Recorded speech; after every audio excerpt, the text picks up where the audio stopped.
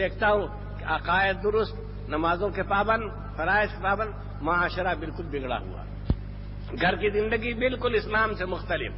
وہاں تعیشات کی باتیں ہیں، وہاں اسراف ہے، وہاں حقوق کی پامالی ہے، وہاں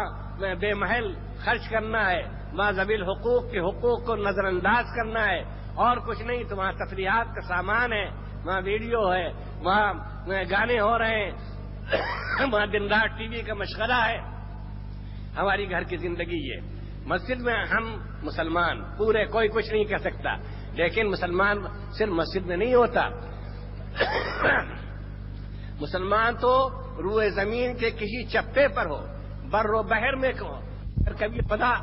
چاند تک بھی پہنچا دے، اور پہنچایا اس نے انسانوں کو اللہ نے اپنے دیے ہوئے علم اور طاقت کے ذریعے سے، وہاں بھی پہنچے تو وہاں بھی وہ عبد ہے، وہاں بھی وہ خدا کا بندہ ہے،